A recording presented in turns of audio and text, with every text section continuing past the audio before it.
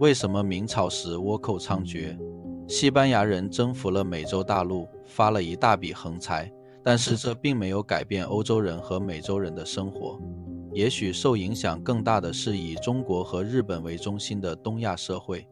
1492年，在哥伦布发现新大陆之前，中国明朝已经开始用银元替代各式各样的铸币，这就是万历帝1573到1620年在位执政初期著名宰相张居正果断实行的所谓一条边法。张居正实行的这项改革的核心是把各种赋税都统一为土地税，并统一以银元收取。随着所有税目都变成了单一的土地税，全国范围的土地调查也随之而来了。此次土地调查查到了地方统治阶层为了不交土地税而隐匿的大量土地，朝廷把这些全部划为课税对象，因而国家的财政状况开始有了很大的好转。明朝从嘉靖年间1522到1567开始陷入了持续不断的战争泥沼，所以税收改革成了当务之急。在这里需要做些许补充的是，宋朝和明朝等汉族建立的国家政权始终苦于外部势力的侵略。与其说是这些朝代的国力羸弱，不如说是周边民族强大的骑兵和快速的舰队令人防不胜防。嘉靖帝执政期间，明朝经历了中国历史上最野蛮残暴的倭寇掠夺，史称嘉靖大倭乱。为什么倭寇的侵略和掠夺偏偏集中在这个时期？对此的争论持续了很长时间。最近发表的研究结果表明，在这个时期，海盗的名称虽为倭寇，但其成员大部分并不是日本人，而是中国商人。曾拥有数百艘船只和10万多名船员的海盗王汪直其实是中国人，而他自己称自己为海商。因此，嘉靖大倭乱与其说是日本人的侵略，不如说它是中国人之间的问题。那么为什么这些人以自己的国家为目标进行大肆掠夺呢？其原因就在于明朝的政策变更。中国有着鼓励贸易活动的传统，受益于此，中国在7世纪以后和朝鲜、日本等亚洲国家以及阿拉伯国家之间的海上贸易非常兴旺。然而洪武帝1368到1398年在位，在建立明朝以后立即采取了海禁的政策。不过锁国只是对外言论而已，其海洋贸易在官方默许下始终未断。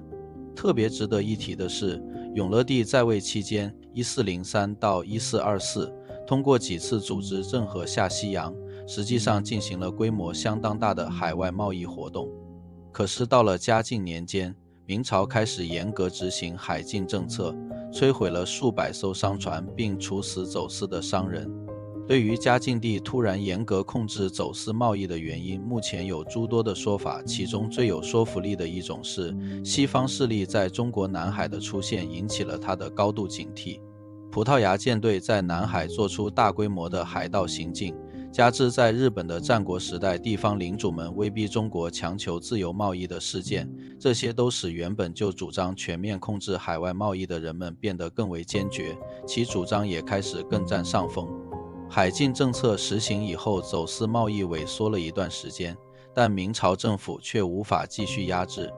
一方面是以葡萄牙为首的海外势力几近狂热地渴求中国产品，另一方面是对中国的贸易商来说，他们从事几十年甚至几百年的营生给封死了，没有了生路，只得铤而走险当海盗，由此整个中国东南海岸完全失去了控制。明朝的戚继光用自己崭新的战术在一定程度上遏制了猖獗的倭寇，但是无法从根本上解决问题。其结果是，在嘉靖帝驾崩后，于1567年登基的隆庆帝1567-1572年在位，开放了福建省的漳州港，同时也允许去海外从事贸易。而地方政府允许葡萄牙人租借澳门成了一个转折，倭寇骚扰的次数明显地减少了。但是因为倭寇的蹂躏，肥沃的顶区变得满目疮痍，哀鸿噪野，北方的形势也越来越险恶民虚，财政负担已经到了难以承受的地步了。张居正的改革正是在此时完成的。它一方面把各种税目统一城市地税，另一方面要求用银元替代谷物缴纳税赋。像山西省这样的北方地区有战事的时候，把南方收来的大米再换成银元或者黄金，需后再支付给北方地区的商人，这样不仅产生重复的费用，效率也很低。进行改革之后，发达的货币经济让赋税的缴纳变得非常便利，但是这个制度并不完美。正如第1章中提到的15世纪欧洲金供给不足的例子，在使用贵金属货币时，最关键的就是要稳定货儿的供应。一旦因为白银不足而产生问题的话，就会有发生通货紧缩的危险。也就是说，随着钱的价值上升，储蓄倾向也水涨船高，而这有可能引发严重的通货紧缩。当然，如果有中央银行的话，就可以即刻采取下调利率等振兴经济的措施。可遗憾的是，在荷兰的阿姆斯特丹银行成立之前，全世界没有一个能起这种作用的中央银行。